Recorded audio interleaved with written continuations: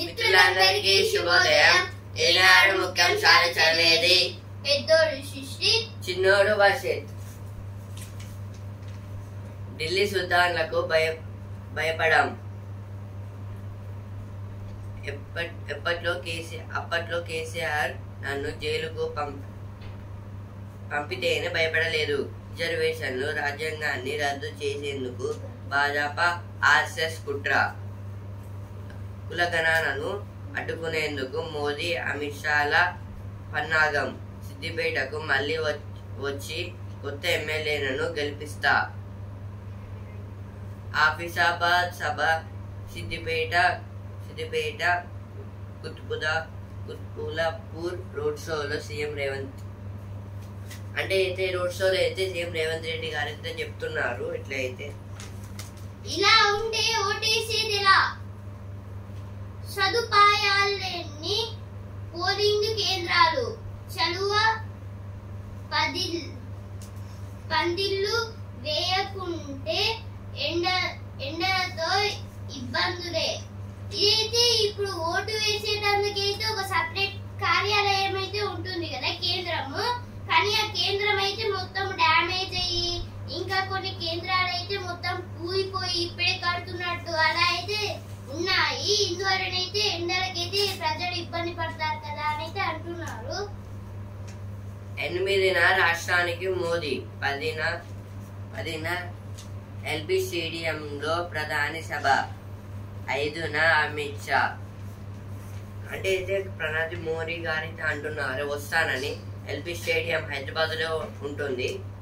మోదీ నాయకత్వంలో దేశం పురోగతి. ఇదైతే ఆరూరి రమేష్ గారైతే అంటున్నారు. అమెరికా వెళ్లే విద్యార్థులకు త్వరలో వీసా స్లాట్లు. తొలి విడతగా ఈ నెల 2వ వారంలో విడుదల.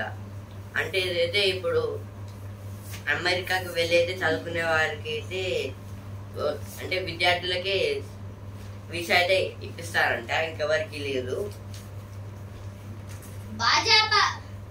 భాజపావి బ్లాక్ మెయిల్ రాజకీయాలు. ఇదైతే కడియం కావ్య గారైతే అంటున్నారు. ఢిల్లీ పోలీసులు వర్సెస్ హైదరాబాద్ పోలీసులు. అమిత్ షా వీడియోస్ మార్ఫింగ్ కేసుల్లో హైడ్రామా. మహోగ్రమే 8 జిల్లాల్లో 46 డిగ్రీల పైన గరిష్ట ఉష్ణోగ్రత. నల్గొండ జిల్లాలో 46.6. 80 మండలాల్లో వడగాలులు, ఎండదెబ్బతో 4 మృతి. ప్రకాశం జిల్లా ఎండ్రపల్లిలో 47.1 డిగ్రీల గరిష్ట ఉష్ణోగ్రత.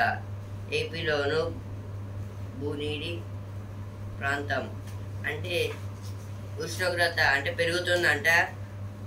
నల్గొండలో 46.6 ఉష్ణోగ్రత అయితే ఉంది. ఇంకా ఇది ప్రకాశం జిల్లాలో 47.1 డిగ్రీల ఉష్ణోగ్రత అయితే ఉంది. అనుమతి లేని క్లినిక్లు, అర్హత లేకున్నా చికిత్సలు, వైద్యం పేరిట జోరుగా వ్యాపారం. ఎంజిఎం ఆసుపత్రి. ఇదైతే నకిలీ డాక్టర్స్ ఉంటారు కదా, ఇదైతే ఇప్పుడు మొత్తం వైద్యం అనేది అంటే ఇప్పుడు దెబ్బలు తాకుతాయి కదా, దానికి వైద్యం చేయడానికి అయితే ఎవరి అర్హత లేకుండా క్లినిక్ అంటే గవర్నమెంట్ పర్మిషన్ తీసుకొని క్లినిక్స్ పెట్టాలి కదా, కానీ ఎవరి పర్మిషన్ లేకుండా క్లినిక్స్ పెట్టి వాళ్ళు వైద్య అంటే ఒక షాప్ ఎలా ఉంటుందో అలా వాళ్ళు చేసుకుంటున్నారు ఆ వ్యాపారము. గిరిజనం త్యాగం, పులికి రాజమార్గం. కావల్ పరిధిలో పునరావాస ప్రక్రియ పూర్తి. ఇదైతే గిరిజనులు అయితే ఒక ప్లేస్ లో అయితే పులిలు అయితే చాలా ఎక్కువైతే ఉన్నాయంట. ఆ ప్లేస్ లో గిరిజనులు కూడా అంటే వాళ్ళైతే అడవిలో ఉంటారు కదా, వాళ్ళని అయితే అక్కడి నుంచి వేరే ప్లేస్ కి అయితే షిఫ్ట్ అయితే చేశారు. అందుకే ఇక్కడ గిరిజనం త్యాగం, పులికి రాజమార్గం. అంటే ఆ ప్లేస్ మొత్తం పులికైతే సొంతం అవుతుంది. ఇంత ముందుకైతే అక్కడ గిరిజను వాళ్ళైతే ఇల్లులు కట్టుకొని అయితే ఉండేవాళ్ళు. ఇప్పుడు వాళ్ళని వేరే ప్లేస్కి ఇల్లులు కట్టించి అయితే షిఫ్ట్ అయితే చేశారు. మొత్తం 142 కుటుంబాలని సెండ్ అయితే చేశారు. ఇంటి నుంచి ఓటుకు స్పందన కరవు, అవగాహన లేక అంతంత మాత్రంగానే దరఖాస్తులు. ఇదైతే ఇంటి నుంచి ఓటు వేయడం అంటే ముసలి వాళ్ళు ఉంటారు కదా, వాళ్ళైతే ఎండలో తిరగలేక ఇంట్లోనే ఉంటారు కదా, ఓటు వేయకుండా ఇంటికి వెళ్ళి ఓటు అన్నారు కదా, ఒక పథకం లాంటిది. దాన్ని అయితే అమలైతే చేశారు. కొందరికైతే ఆల్రెడీ ఈ ఇంటి నుంచి ఓట్లు అయితే జరిగాయి. ఈవీఎంలో ఓటేలా పడుతుందంటే అంటే ఇప్పుడు ఈవీఎంలోనే ఇప్పుడు ఓటు అయితే జరుగుతుంది. ఎలా పడుతుంది అంటే ఫస్ట్ అయితే మనం వెళ్ళి ఫస్ట్ స్టెప్ ఏంటిదంటే మనం వెళ్ళి మన ఓటర్ ఐడి అయితే అక్కడ చూపెట్టాలి. వాళ్ళైతే ఇంకా నెక్స్ట్ స్టెప్ మొత్తం చెక్ చేస్తారు. నెక్స్ట్ స్టెప్ ఇంకా వేరే డాక్యుమెంట్స్ ఉంటాయి కదా, అవి కూడా చెక్ చేస్తారు. థర్డ్ స్టెప్ అయితే ఇంకో ఆఫీసర్ దగ్గరికి అయితే వెళ్ళి అక్కడ అన్ని కరెక్ట్ గా ఉన్నాయని చెక్ చేసుకున్న తర్వాత ఇక్కడ ఒక మార్కర్ తోనైతే ఇక్కడ ఒక లైన్ అయితే గీస్తారు. థర్డ్ స్టెప్ ఏంటిదంటే ఇప్పుడు మళ్ళీ వేరే ఆఫీసర్ దగ్గరికి అయితే వెళ్ళి ఎలా ఓట్ వేయాలో అనేది వాళ్ళైతే చూపిస్తారు. మనం అది చూసి మళ్ళీ ఫోర్త్ స్టెప్ ఏంటిదంటే మనం వెళ్ళి ఓటు వేయాలి. ఫిఫ్త్ స్టెప్ ఏంటిదంటే ఎవరికి ఓటు వేసిందని వాళ్ళైతే అక్కడ చెక్ చేసుకోవాలి. దీన్నే ఓటు వేసే ప్రాసెస్. ఈసారి అయితే మొదటి సార్వత్రిక ఎన్నికలు ప్రత్యేకం. ఇదైతే ఇప్పుడు సుప్రీం కోర్టు వాళ్ళు చెప్పారు కదా, ఈ సార్వత్రిక ఎన్నికల్లో అయితే పోలింగ్ వేసిన తర్వాత ఒక పేపర్ లాంటిది ప్రింట్ అవుట్ అయిన తర్వాత వాటిని లెక్క పెట్టాలి. అది చాలా కష్టం అన్నారు కదా, కానీ దాన్ని అయితే అమలు చేశారు. ఒక బాక్స్ లో అయితే వేయాలంట ఒక పేపర్ ని. ఢిల్లీ సుల్తాన్లకు భయపడం. ఢిల్లీ పోలీస్ వర్సెస్ హైదరాబాద్ పోలీసులు. సీఎం రేవంత్ రెడ్డి నేడు 3 చోట్ల ప్రచారం. తెలంగాణకు 5 టీఎంసీలు ఇవ్వండి. పులికి రాజమార్గం. అమెరికా వెళ్లే విద్యార్థులకు త్వరలో వీసా స్లాట్లు. ఇవన్నీ ఫస్ట్ పేజ్ వచ్చాయి, ఇక్కడ కూడా వచ్చాయి. నంది ఇక్కడ, శివయ్య అక్కడ. ఇదైతే ఒక ఇంటి ముందైతే నందీశ్వరుడి విగ్రహం అయితే ఉంది, కానీ దానికన్నా దూరంగా ఉన్న ఒక చెరువు పక్కన అయితే శివుడు అయితే ఉన్నాడు, కానీ అక్కడ నంది అయితే లేదు. అంటే ఇక్కడ ఉన్న నంది, అక్కడ ఉన్న శివయ్య, అంటే రెండిటికి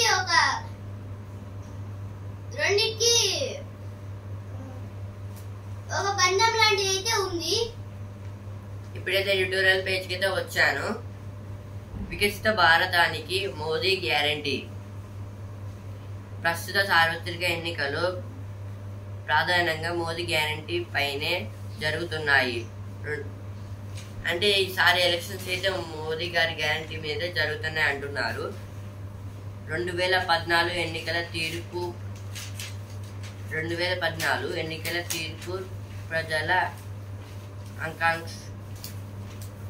ఆకాంక్షలకు 2019 నాటి తీర్పు విశ్వాసానికి అద్దం పడితే 2024 ఎన్నికల ఫలితాలు మోదీ గ్యారంటీని ప్రతిబింబిస్తాయని స్వయంగా ప్రధాని నరేంద్ర మోదీయే చెప్పారు. ఈ ఎన్నికల ప్రణాళిక హామీలకు సంబంధించిన మాత్రమే కాదు,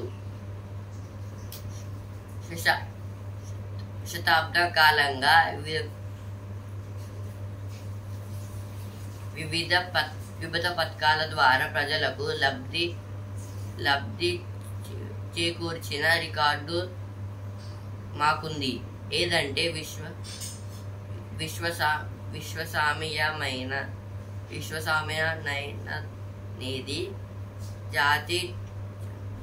జాతి జనుల నిర్ణయించనున్నారు.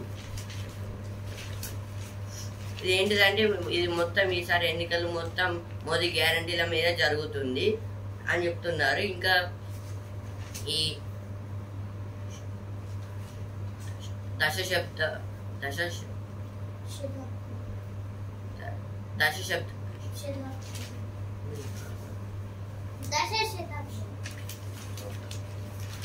ఇది ఏంటిదంటే ఇది ఈసారి ఎన్నికలు మొత్తం మోదీ గారి గ్యారంటీల మీద జరుగుతుంది.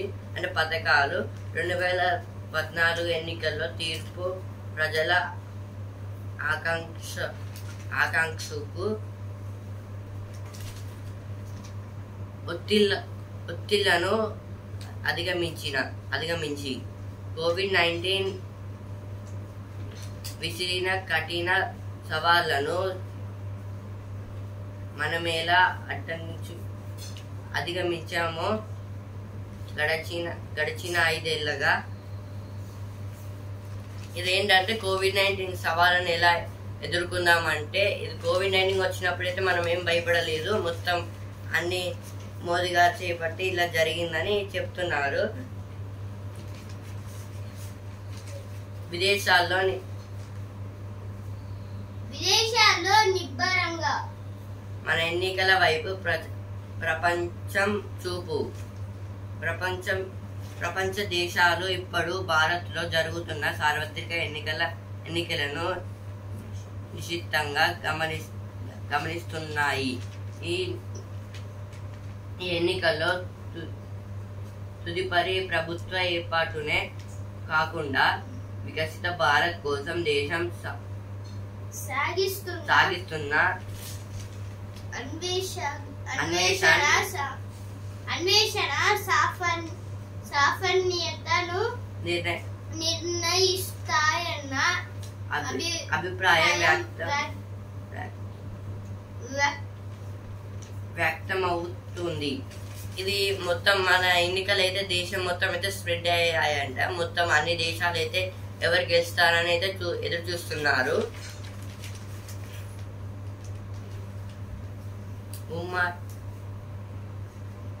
మునుపాటి కంటే ఇప్పుడు భారతీయులు పెద్ద సంఖ్యలో విదేశాలకు వెళ్తున్నారు. చదువు, ఉద్యోగం, పర్యటన కోసం పెరుగుతున్న డిమాండ్కు అనుగుణంగా మోదీ ప్రభుత్వం పాస్పోర్ట్ కేంద్రాల సంఖ్యను 77 నుంచి 527కు తీసుకెళ్ళింది. అంటే ఇప్పుడు ప్రజలు మొత్తం వేరే వేరే కంట్రీస్ కంటే ఇప్పుడు అమెరికాకి, రష్యాకి ఇట్లా వెళ్ళడానికి కారణం చదువు కోసం, ఉద్యోగం కోసం, మొత్తం అక్కడ నేచర్ చూడడానికి అయితే వెళ్తున్నారు కదా. ఇదైతే మొత్తం పాస్పోర్ట్లు మొత్తం ఈ కేసీఆర్ గవర్నమెంట్ లోనే జరుగుతుందని చెప్తున్నారు. గుర్తింపు సరే, గిరాకీ మాట ఏమిటి?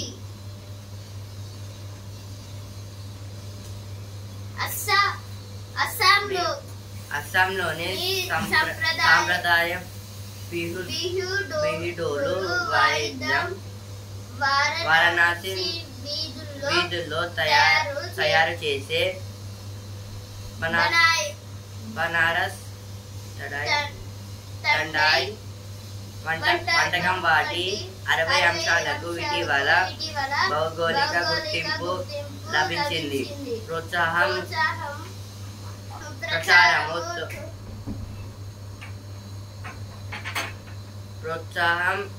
ప్రచారము తోడైతే వాటిపై ఆధారపడిన వర్గాలతో పాటు పర్యాటక రంగానికి ఎంతగానో ప్రయోజనం చేకూరుతుంది. అంటే ఈ ఆర్టికల్ దేనికి సంబంధించింది అంటే జిఐ అంటే జియోగ్రాఫికల్ ఐడెంటిఫికేషన్. ఇదైతే పర్టికులర్ ఏదైనా ఇప్పుడు దేనికి సంబంధించింది అస్సాంలోని సంప్రదాయ బిహుడోలు వాద్యం. అంటే ఇది ఒక జిఐ దేనికి సంబంధించింది అంటే ఇప్పుడు పురాతనమైన వస్తువులు, అవి ఇంకా ఇప్పుడు అంటే ఇంకా అవి తయారవుతున్నాయి. వాటిని అవి ఇంకా డెవలపింగ్ అవుతున్నాయి, ఎక్కువ సేల్ అవుతున్నాయి. వాటిని జిఐలోకి అయితే తీసుకుంటారు, జియోగ్రాఫికల్ ఐడెంటిఫికేషన్. ఇంకా వారణాసి వీధుల్లో తయారు చేసే బనారస్ తడాయి. ఈ బనారస్ తడాయి కూడా ఒక జిఐలో ఒక పార్ట్ అన్నమాట. ఇది కూడా అందులోకి అయితే వెళ్ళింది. ఇది కూడా వాళ్ళైతే ఎక్కువ తయారు చేశారు, ఎక్కువ అమ్ముడు పోయింది. అందువలన దీనికైతే జిఐలో అయితే తీసుకున్నారు. కొన్ని ప్రాంతాలకు చెందిన హస్తకళలు,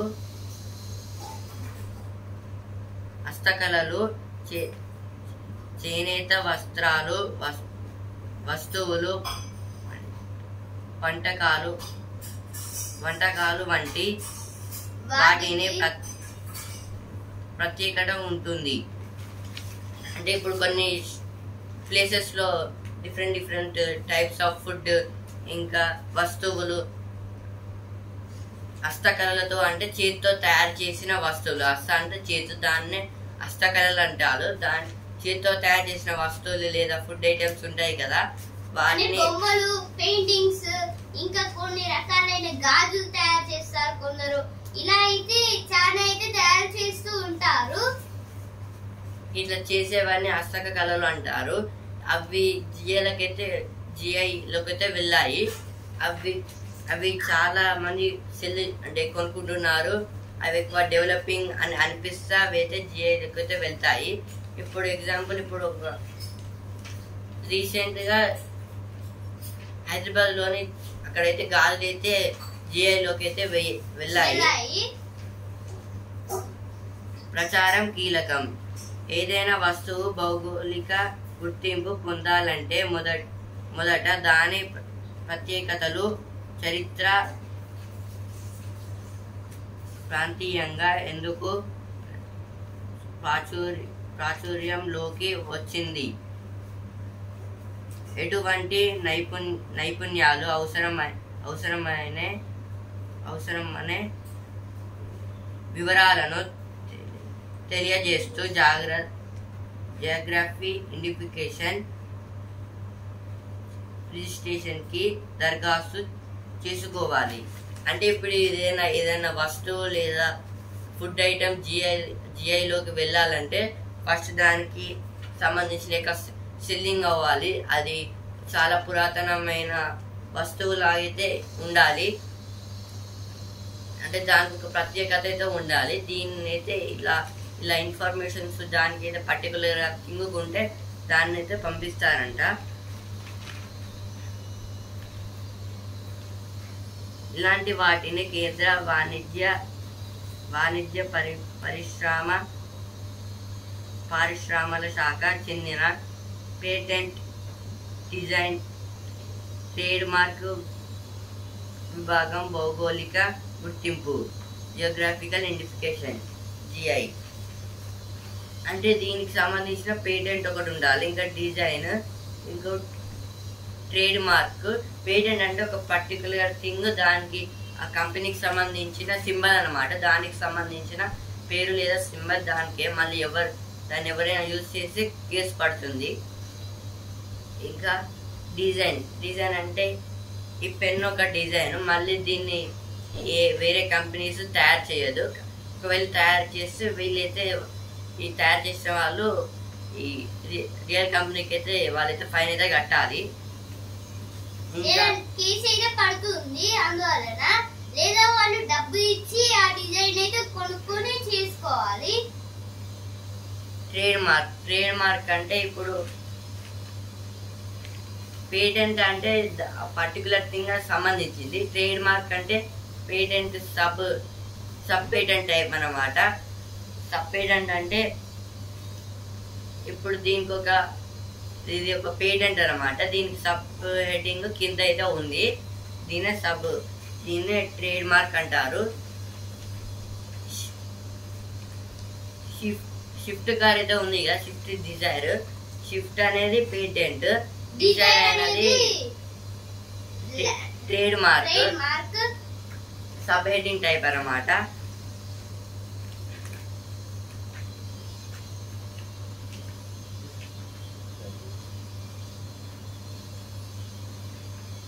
బిర్యానీకి నిరాశ.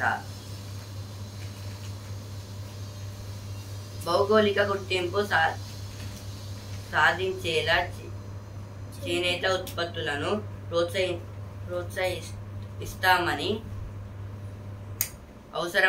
అవసరమైన ఆర్థిక తోడ్పాటు అందిస్తామని కేంద్ర జౌళి శాఖ ఇటీవల వెల్లడించింది.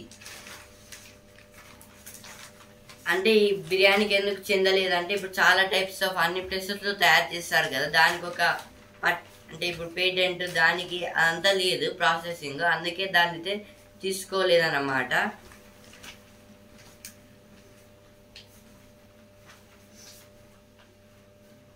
నాబార్డు సైతం సరికొత్త అధ్యయనం చేపడుతోంది. నాబార్డ్ అంటే ఇది ఒక అగ్రికల్చర్ కి చెందినది. National bank of agriculture rural and development. ఇది చాలా ఇంపార్టెంట్ అన్నమాట. ఈ నాబార్డ్ అనేది ప్రతి ఎగ్జామ్ లో అయితే వస్తుంది. National bank for agriculture and rural development.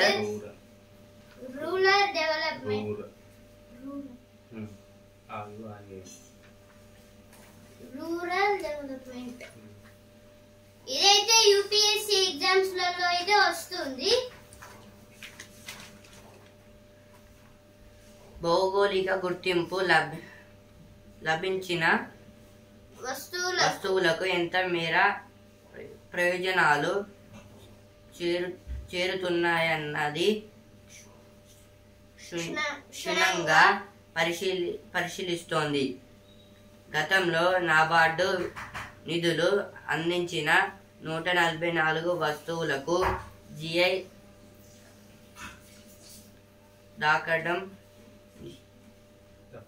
దక్కడం విశేషం. అంటే నాబార్డ్ లోనైతే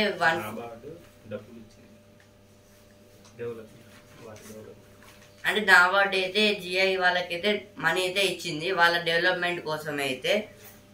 అంటే ఇలా అయితే 144 వస్తువులు అయితే జిఐకి వాటికైతే వెళ్ళాయంట. ఉమ్మడి ఏపీలో జిఐ గుర్తింపు పొందిన తొలి నాబార్డు ప్రయోజిత వస్తువుగా పోచంపల్లి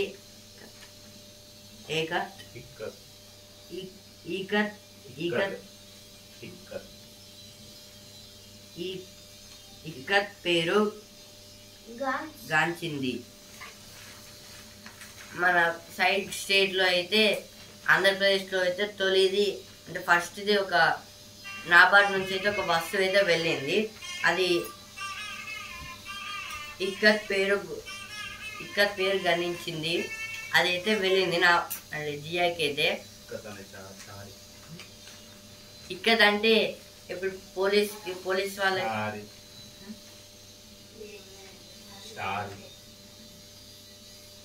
శారీ. ఇక్కడంటే శారీ. అదైతే ఆంధ్రప్రదేశ్ నుంచి ఫస్ట్ అయితే వెళ్ళింది.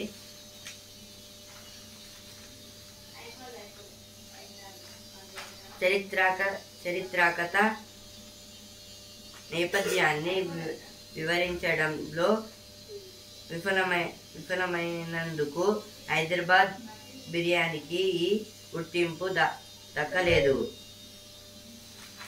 అంటే తొలిసారి అయితే విఫలమయ్యేందుకు హైదరాబాద్ బిర్యానీకి అయితే జిఐ అయితే దక్కలేదని చెప్తున్నారు.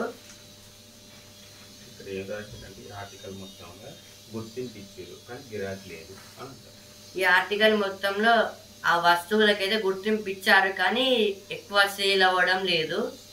అవి పేరుకున్నాయి కానీ అక్కడ ఆ ప్లేసెస్ లో మొత్తం అంతగా డెవలప్మెంట్ అయితే లేవు అని చెప్తున్నారు. కదం తొక్కిన విద్యార్థి లోకం. పాలస్తీనాలకు అనుకూలంగా గాజాలో ఇజ్రాయెల్ దమనకండ విషయంలో అగ్రరాజ్యం విధానాలకు వ్యతిరేకంగా అమెరికాలో విద్యార్థులు ఆందోళన బాట పట్టారు. గత 3 వారాలుగా అక్కడి యూనివర్సిటీలు నిరాశలతో హోరెత్తుతున్నాయి. వందల మంది విద్యార్థులను పోలీసులు అరెస్టు చేస్తున్నారు. ఆయన ఈ ఆందోళనలు ఇప్పట్లో ఆగే సూచనలు కనిపించడం లేదు. అగ్రరాజ్యం అంటే అమెరికా. డెవలప్మెంట్ లో అయితే ఫస్ట్ అయితే ఉంది అమెరికా, డబ్బు పరంగా ఇంకా డెవలప్మెంట్ పరంగా, అందుకే దాన్ని అగ్రరాజ్యం అంటారు. ఇదైతే పాలస్తీనాకు అనుకూలంగా అయితే, గాజాలో అయితే ఇజ్రాయిల్ వాళ్ళైతే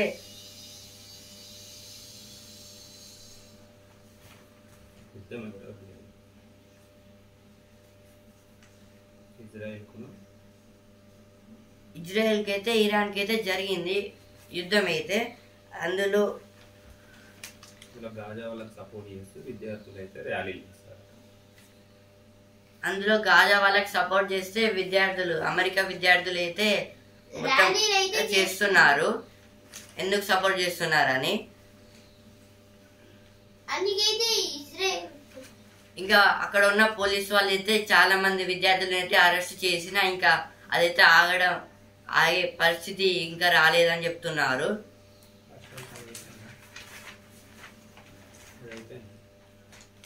కడలి కడుపు రగులుతోంది. కడలి అంటే సముద్రం. శిలాజ ఇంధనాల్ని మండించడం ద్వారా వెలువడే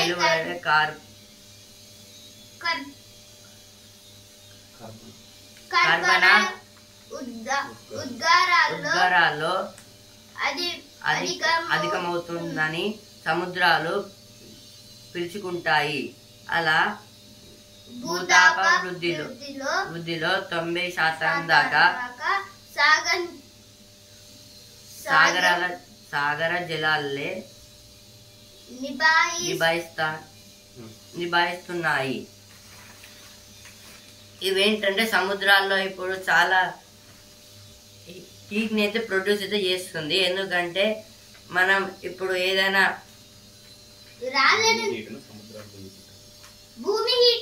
సముద్రాలకైతే గుంజుకుంటుంది. భూగోళం నిపుణుల కుంపటిలా నిప్పుల కుంపటిలా మారుతున్న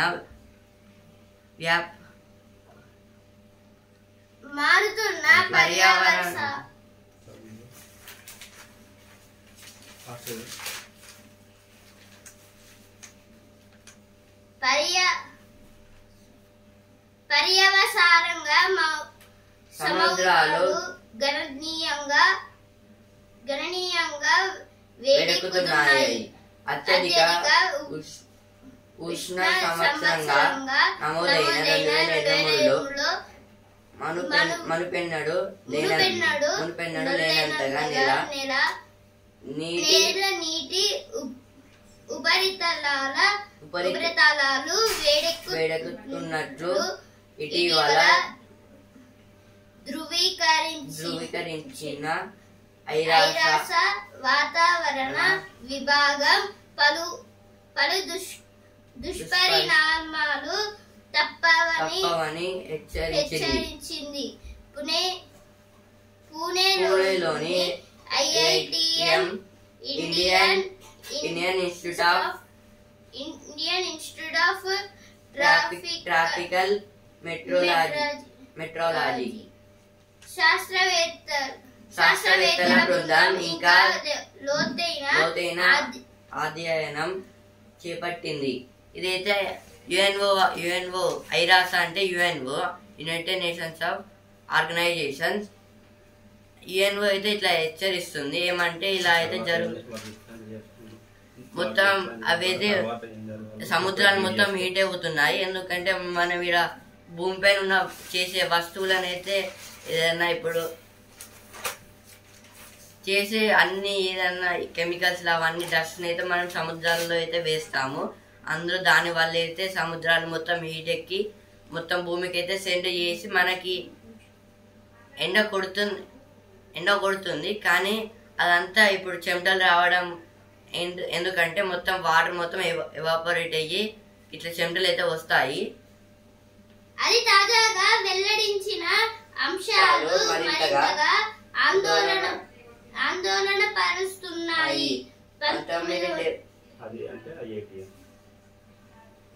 1970 నుంచి 2000 సంవత్సరాల మధ్య హిందూ మహాసముద్రంలో ఏటా 20 రోజుల పాటు అధిక ఉష్ణోగ్రతలు నమోదయ్యాయి. 21,000 సంవత్సరాల మధ్య ఏటా 220 నుంచి 250 రోజుల పాటు తీవ్ర ఉష్ణోగ్రతలు రికార్డవుతాయని IITM బృందం చెబుతుంది. IITM అంటే Indian Institute of tropical meteorological అంటే ఇదైతే వెదర్ కి సంబంధించింది. ఇదైతే వాళ్ళైతే చెప్తున్నారు. ఇలా అయితే 2001 సంవత్సరంలో అయితే చాలా హీట్ అయితే ప్రొడ్యూస్ అయితే అయింది సముద్రాల నుంచి అయితే అవుతుంది, ఇంకా అవుతుంది అంటున్నారు. 21వ శతాబ్దం చివరి నాటికి హిందూ మహాసముద్రంలో 28.5 నుంచి 30.7 సెల్సియస్ డిగ్రీల దాకా ఉష్ణోగ్రతలు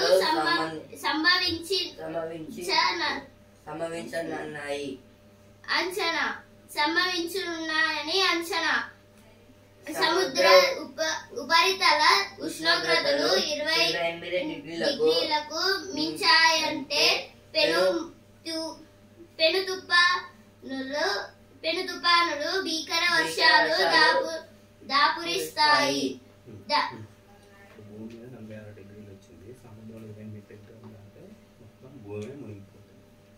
ఎప్పుడైతే ఈ ఎండాకాలంలో మనకి ఏరియాలో అయితే 45 డిగ్రీస్ కన్నా ఎక్కువనే ఉంది పైగా. ఇప్పుడు సముద్రంలో అయితే 28 నుంచి 28.5 డిగ్రీస్ నుంచి 30.7 డిగ్రీస్ దాకా అయితే అయ్యింది. ఇలా అయితే ఇంకెక్కువ పెరిగితే సముద్రం వాటర్ మొత్తం ఎవాపరేట్ అయ్యి భూమి మీదకి అయితే వచ్చేస్తాయి. దాని వల్ల అయితే భూమి మొత్తం మునిగిపోతుంది. అందువల్ల మీరు చెట్టు అయితే నాటాలి.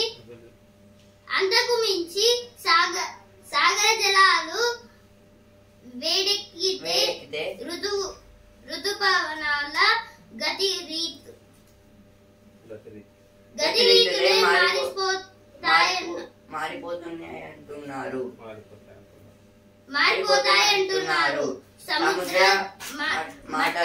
మట్టాలు పెరగడం ద్వారా ఎన్నో లోతట్టు ప్రాంతాలు మునిగిపోయే అంటే వీళ్ళైతే మారనున్నాయి, మొత్తం మారిపోతాయంట. మేము చెప్పినట్టే సముద్రం మొత్తం సముద్రం వాటర్ అయితే పెరిగి అలాగే ల్యాండ్ అనేది మొత్తం కిందికి వచ్చి మునిగిపోతుందంట. ఇలా మొత్తం స్ప్రెడ్ అయిపోతుంది అది పెరిగితే.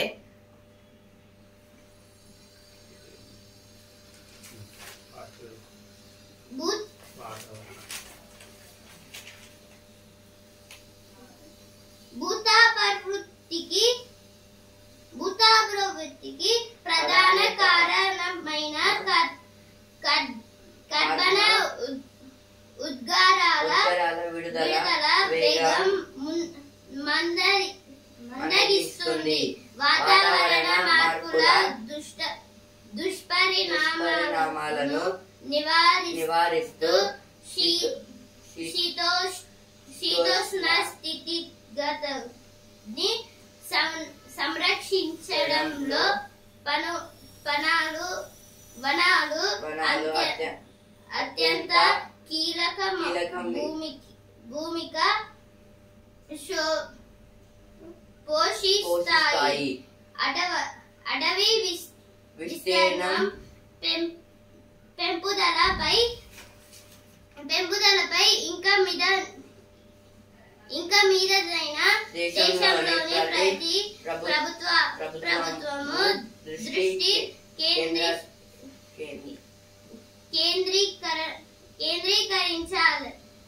కేంద్రీకరించాలి. ప్రపంచ జనాభాలో 3/4 హిందూ మహాసముద్ర ప్రాంతం దేశాన్ని భూతలం సాగర జలాలు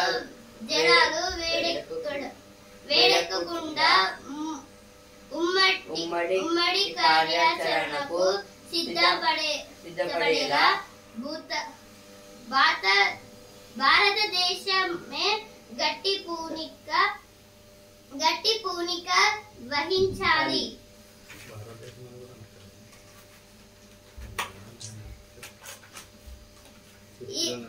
హిందూ మహాసముద్రంలో అయితే ప్రతి కొన్ని కంట్రీస్ అయితే ఉంటాయి కదా, దానికి మొత్తం ఇండియానే హెడ్ అన్నమాట. అందులో మొత్తం ఇండియానే చూసుకోవాలి. హిందూ మహాసముద్రం పక్కకున్న దేశాలని అయితే జపాన్ ఉన్నది, ఆస్ట్రేలియా ఉన్నది, ఇంకా ఇరాన్ కూడా ఉన్నాయి. ఇవన్నీ అయితే ప్రొటెక్ట్ అయితే ఇండియా అయితే చెయ్యాలి.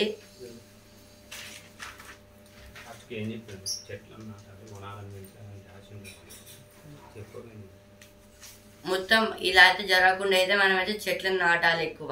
దీనివల్ల చెట్లు అయితే చాలా ఆక్సిజన్ అయితే ప్రొడ్యూస్ చేస్తుంది. దీని వల్ల అయితే జరగకుండా మంచిగా తయారవుతుంది. అలాగే అటవీ స్థలాలను కూడా పెంచాలి. అందువలన ఈ సముద్రాలు అయితే వేడెక్కకుండా చల్లబడుతూ ఉంటాయి. ఇప్పుడైతే వసుంధర పేజ్కి అయితే వచ్చాను. ఆట ముందు మాట్లాడాల్సిందే. ఇదైతే గుకేష్ గారి గురించి అయితే ఇచ్చారు. గుకేష్ ప్రతి చెస్ ఆడే ముందు అయితే వాళ్ళ అమ్మకైతే ఫోన్ చేసి మాట్లాడైతే ఆడేవారంట.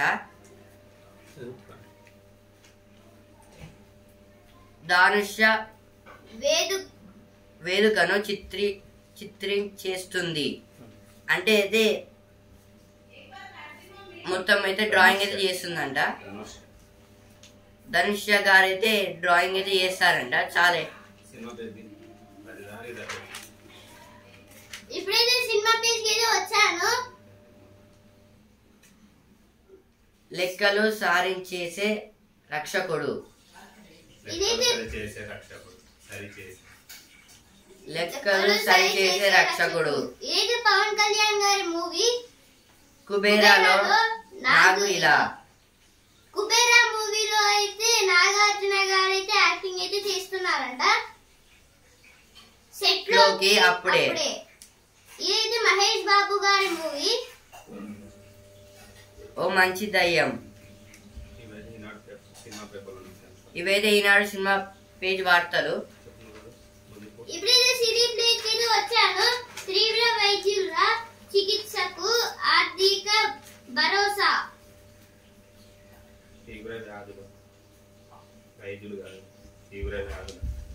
తీవ్ర వ్యాధుల చికిత్సకు ఆర్థిక భరోసా.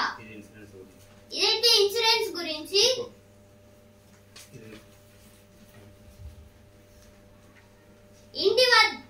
ఇంటి వద్దే ఓటు ప్రజాస్వామ్యానికి చోటు. ఇదైతే ఇంటికి వెళ్ళి ఓటు వేసేదైతే స్టార్ట్ అయితే చేశారు. ఇప్పుడైతే స్పోర్ట్స్ పేజ్ కి వచ్చాను. ఛాంపియన్ విజయాన్ని లాగేసుకున్నారు.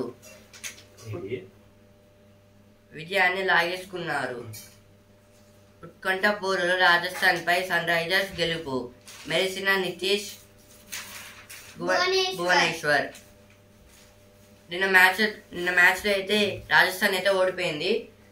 సన్ రైజర్స్ అయితే గెలిచారు. నితీష్ గారు అయితే 76 అయితే కొట్టారు.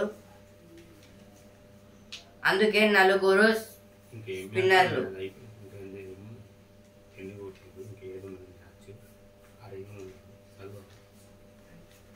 ఇది చదివిన గెలిచిన గెలిచిన ఇప్పుడు మ్యాచ్లు ఎక్కడ ఉన్నాయి ఇవాళ మ్యాచ్ చేయలేదు ఐపీఎల్ ఈనాడు ముంబై కోల్కతా ఈ రోజు అయితే ముంబైకి ఉన్న కోల్కతాకి అయితే ఉంది మ్యాచ్ అయితే ఇప్పుడైతే పాయింట్ పట్టుక బాక్స్ కి అయితే వచ్చాను. రాజస్థాన్ ఫస్ట్ ప్లేస్ ఉంది, Kolkata second place, Lucknow third place, Hyderabad fourth place. ఇంతకుముందు ఫిఫ్త్ ప్లేస్ లో ఉండే సన్ రైజర్స్ అయితే ఫోర్త్ ప్లేస్ కి అయితే వచ్చారు. ఈ మ్యాచ్ తో అయితే గెలిచారు కదా. ఇప్పుడైతే బిజినెస్ పేజ్ కి అయితే వచ్చాను. కోఫర్ చేతికి సిగ్నిటీ టెక్నాలజీస్ 54% వాటా కొనుగోలుకు నిర్ణయం. ప్రమోటర్లు ఇతర వాటాదారులతో ఒప్పందం. ఒక షేరు ధర 1415. ఒక షేర్ కి అయితే 1415 అంట.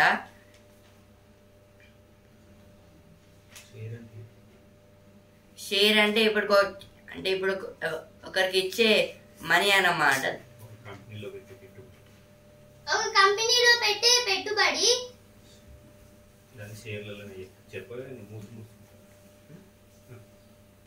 ఒక కంపెనీకి అయితే పెట్టే పెట్టుబడిని షేర్ అంటారు. ఇదైతే దీన్ని షేర్ అని అంటారు బిజినెస్ లో అయితే. పెన్ను రాయితీలను ఊహజానిత నష్టంగా ఎలా పరిగణిస్తారు? ప్రభుత్వ నిర్ణయాన్ని ప్రశ్నించే అర్హత కాగుకు లేదు. ఆర్బీఐ మాజీ గవర్నర్ దువ్వారి సుబ్బారావు. ఇదైతే దువ్వారి సుబ్బారావు గారు అయితే అంటున్నారు. దువ్వూరి సుబ్బారావు గారు అయితే అంటున్నారు.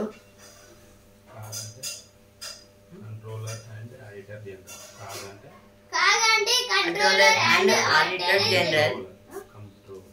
కంట్రోలర్ అండ్ ఆడిటరీ జనరల్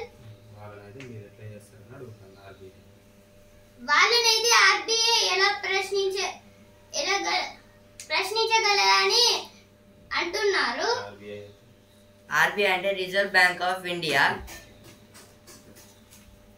ఈనాడు ముఖ్యాంశాలు ఇంతటి వరకే. రేపటి ముఖ్యాంశాలు ధన్యవాదాలు.